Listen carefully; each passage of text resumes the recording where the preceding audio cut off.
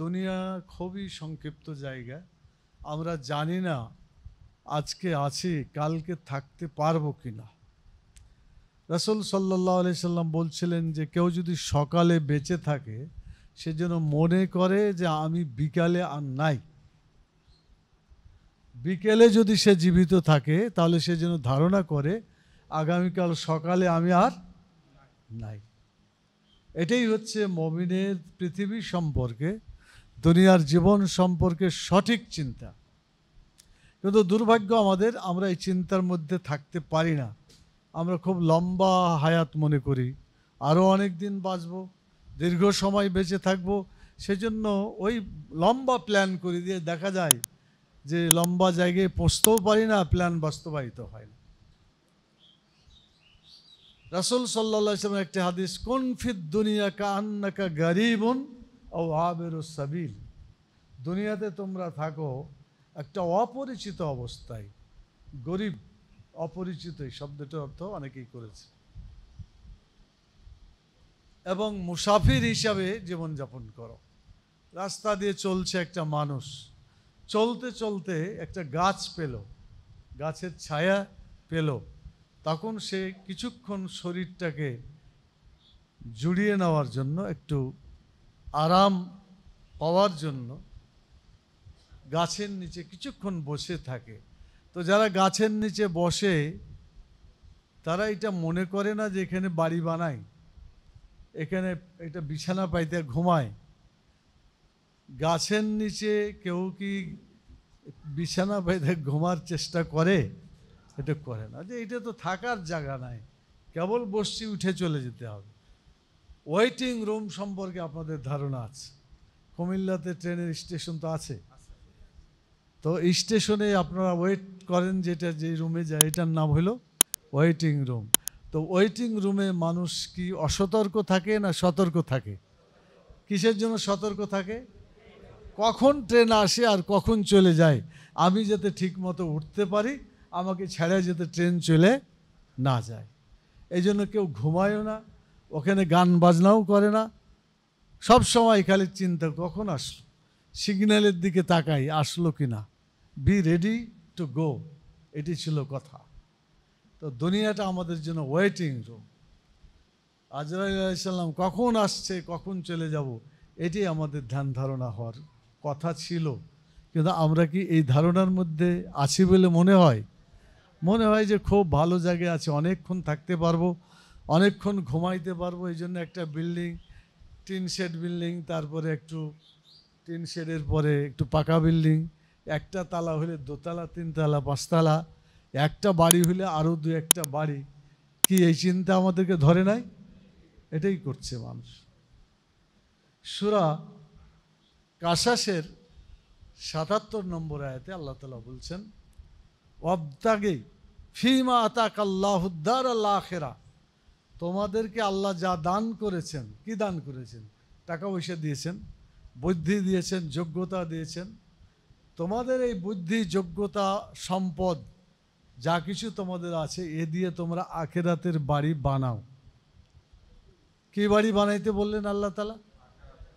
আর আমরা কোন বাড়ি বানাচ্ছি? আমাদের কাজটা কি ঠিক হচ্ছে? এখানেই তো আমরা ভুল করছি। আখিরাতের বাড়ি যেখানে চিরদিন থাকতে হবে, আসল জায়গা, তার নাই খবর। আর যেখানে থাকতে পাবো না সেটা নিয়েই বড় পেরেশান হয়ে যাচ্ছে।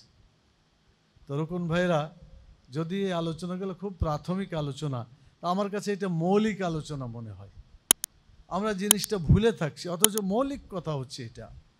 সেই জন্য আমাদের যা আল্লাহ দিয়েছেন তা দিয়ে কি বানাইতে হবে? আখিরাতের বাড়ি বানাইতে হবে। এখন আখিরাতের বাড়ি বানানোর জন্য দুনিয়াতে কিভাবে চলতে হবে? আখিরাতের বাড়ি আসলে জান্নাতের বাড়ি। জান্নাতে যাওয়ার জন্য আপনাকে কি করতে হবে? আপনি একটা ওয়াদা করেছেন রোকন হিসাবে, যে ইন্নাল্লাহ আশতারা মিনাল মুমিনিনা আনফুসাহুম আমওয়ালাহুম বিআন্না লাহুমুল জান্নাত। নিশ্চয় আল্লাহ তাআলা মুমিনের কাছ থেকে জান এবং মাল কিনে নিয়েছেন, কিসের বিনিময়ে? জান্নাতের। তার মানে আমি জান্নাতে যেতে চাই, অতএব আমি আমার জান এবং মাল আল্লাহকে দিয়ে দিলাম। আল্লাহ কিন্তু জান এবং মাল কিনলেন ঠিকই আমাদের কাছে, কিন্তু আমানতটা রেখে দিয়েছেন। জানটা নিয়ে চলে গেলে তো কাম শেষ হয়ে যেত, মালটা নিয়ে চলে গেলে তো ঝামেলা আর থাকতো না। কিন্তু আল্লাহ কিনেছেন ঠিকই, কিন্তু এটা আমানত হিসাবে আমাদের কাছে রেখেছেন। আমার এই জানটা কিভাবে ব্যবহার হবে? আল্লাহ তাআলা যেভাবে ব্যবহার করার জন্য বলেছেন। আমার মালগুলো, টাকা পয়সাগুলো কিভাবে খরচ হবে? যেভাবে আল্লাহ তাআলা খরচ করতে বলেছেন। সেই হিসাবে আমি আপনাদের কাছে বলতে চাই, দুনিয়ার সকল মানুষের উচিত জান্নাত পাওয়ার জন্য তাদের জান এবং মালকে আল্লাহর বিধান অনুযায়ী ব্যয় করা। যারা নিজের মাল এবং জানকে আল্লাহর নির্ধারিত বিধান মোতাবেক পরিচালনা করবে, খরচ করবে, তারা জান্নাতে যাবে। আর যারা নিজের মন মতো খরচ করবে, এটা শয়তানের অসোয়াশা। আল্লাহর বিধান মতো খরচ না করে মন যেভাবে চায় সেভাবে খরচ করলে সে জাহান্নামের দিকে রওনা দেবে। রাসূল সাল্লাল্লাহু আলাইহি ওয়াসাল্লামের একটি হাদিস আছে, হুজেবাতিল জান্নাত বিল মাকারিহ, জান্নাতকে পরিবেষ্টিত করা আছে দুঃখ কষ্ট দ্বারা। কি বললাম? আমার কথা খেয়াল করে শুনলে তো ভোলার কথা না। হুজেবাতিল জান্নাত বিল মাকারিহ। আচ্ছা, এটা হাদিস মুখস্থ করেন না কেন? মেলা কথা শুনছেন আজকে, একটু হাদিসই মুখস্থ করেন। হাদিস মুখস্থ করলে নাকি হবে না? আর খালি মুখস্থ কেন করবেন? এটা ছেলে মেয়েকে, স্ত্রীকে, ভাই বোনকে, কর্মীদেরকে পোষাবে। 3-4টা কথা। হুজেবাত, হিজাব তো আপনারা বুঝেন, ঢাকা ফেলা, পর্দা, বোরকা, এটাকে হিজাব বলে। আরবি কথা হুজেবাত, ঢাকা রাখা হয়েছে। জান্নাত, জান্নাতকে ঢেকে রাখা হয়েছে। বিল মাকারিহ, কি দিয়ে? দুঃখ কষ্ট দিয়ে। তাহলে কথা একটা, জান্নাতকে ঘেরাও করে রাখা হয়েছে, পরিবেষ্টিত করে রাখা হয়েছে দুঃখ কষ্ট দ্বারা। আরবি হচ্ছে হুজেবাতিল জান্নাত বিল মাকারিহ, জান্নাতকে ঘেরাও করা হয়েছে দুঃখ কষ্ট দ্বারা। মনে থাকলো? মনে থাকে না? আরেকবার বলি, হুজেবাতিল জান্নাত। আচ্ছা, এই দুটা কথা 3বার বলেন। হুজেবাতিল জান্নাত বিল মাকারিহ, জান্নাত ঘেরাও করা আছে দুঃখ কষ্ট দ্বারা। সোজা কথা, কেউ জান্নাতে যেতে গেলে ওকে দুঃখ কষ্ট পাড়ি দিয়ে জান্নাত, আরামে মনের সুখের দুনিয়াতে কাটিয়ে দুঃখ কষ্ট বাদ দিয়ে মনে করবে জান্নাতে চলে যাব। মকবুল আহমদ ভাই, আমাদের সাবেক আমিরে জামাত, আল্লাহ তাআলা জান্নাতবাসী করুন। উনি ফেনীতে শুয়ে আছেন কিছুদিন, আপনাদের এলাকার কাছেই। উনি বলতেন যে কিছু লোক আছে কোনা কাইটে জান্নাতে যেতে চাই।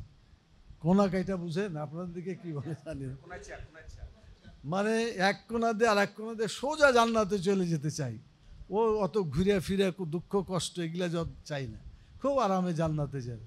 তো আল্লাহ তাআলা জান্নাতকে ওইভাবে দিবে না যে কোনা কাইটে আপনাকে জান্নাতে দিয়ে দিবে, তা হবে না। আল্লাহ দুঃখ কষ্টর মাধ্যমে তার জীবনকে পরিচালনা করেই জান্নাতে তাকে যেতে হবে, পরীক্ষা করেই তাকে জান্নাতে যেতে হবে।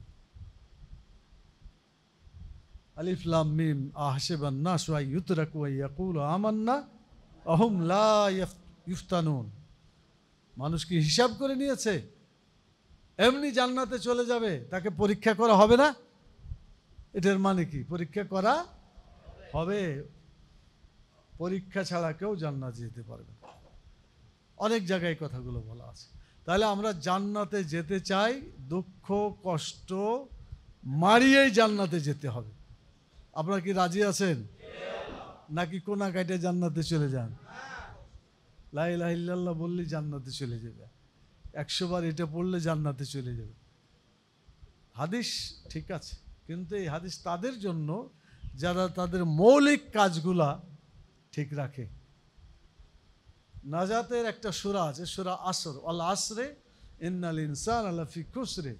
দুনিয়ার সমস্ত মানুষ ক্ষতির মধ্যে, আল্লাহ সময়ের কসম খেয়ে বলছেন, ইল্লাল্লাযিনা আমানু ওয়া আমিলুস সালিহাত ওয়া তাওয়াসাউ বিল হক ওয়া তাওয়াসাউ বিস সবর। তারা ছাড়া যারা ঈমান এনেছে আর ভালো কাজ করেছে, এরা ছাড়া সব ক্ষতির মধ্যে। আরও কাজ আছে, আর দুটা বল, চারটা কাজ, দুটা হলো ঈমান আনা আর ভালো কাজ করা। তৃতীয় এবং চতুর্থতে বলা হয়েছে তাওয়াসি বিল হক, অর্থাৎ হককে, ইসলামকে প্রতিষ্ঠা করার জন্য একে অপরের সাথে তারা পরামর্শ করেছে। কিভাবে কোরআনের আইন চালু করা যায়, কিভাবে ইসলামকে প্রতিষ্ঠা করা যায়, তারা একে অপরের সাথে পরামর্শ করেছে।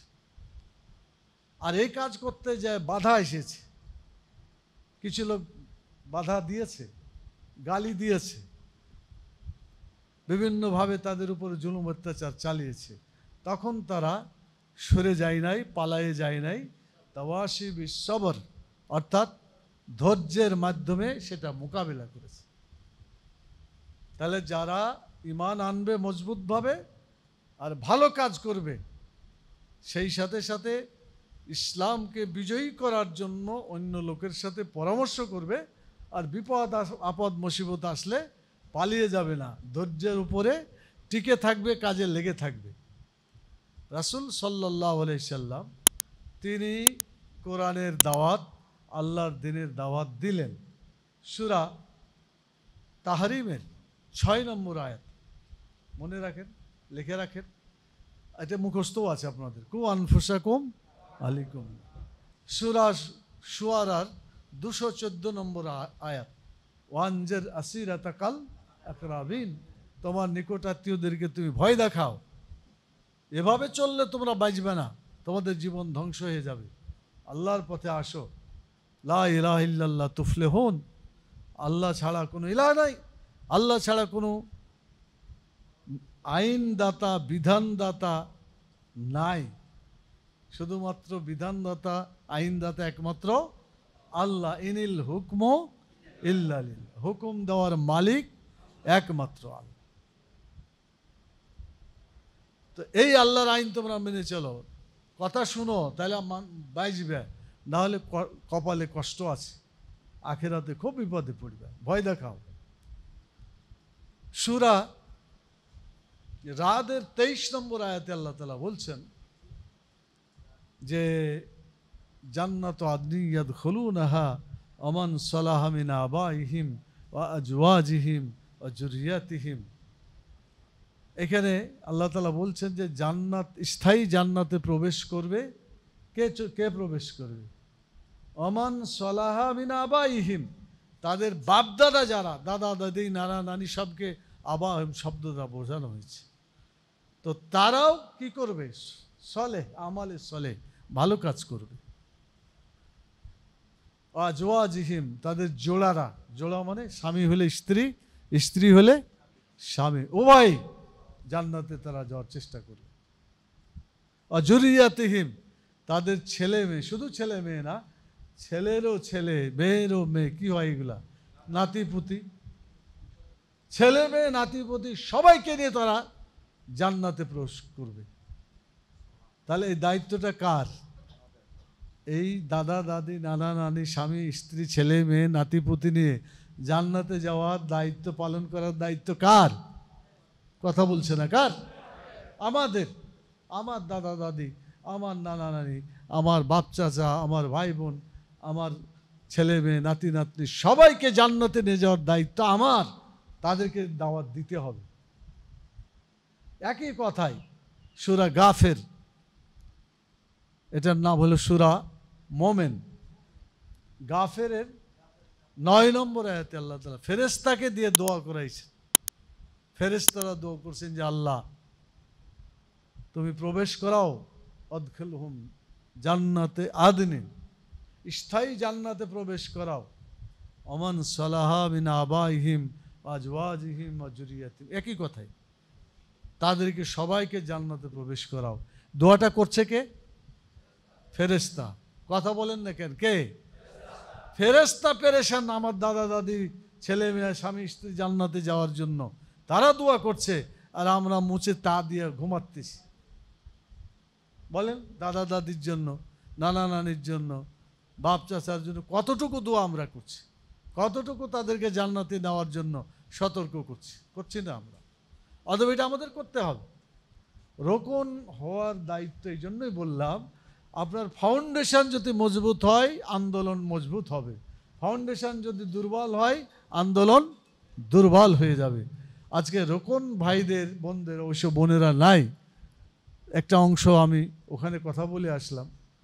তো আপনারা আছেন, তো আপনারা যদি রুকনিয়াতের পূর্ণ দায়িত্ববোধের সাথে যে সমস্ত কাজ করার কথা ঠিকমতো আমরা পালন করতে পারি, আমার বিশ্বাস আমরা ইনশাল্লাহ দুনিয়াতেও লাভবান হব, আখেরাতেও আমরা আল্লাহ তাআলার কাছে গিয়ে জান্নাত লাভ করতে পারবো ইনশাল্লাহ।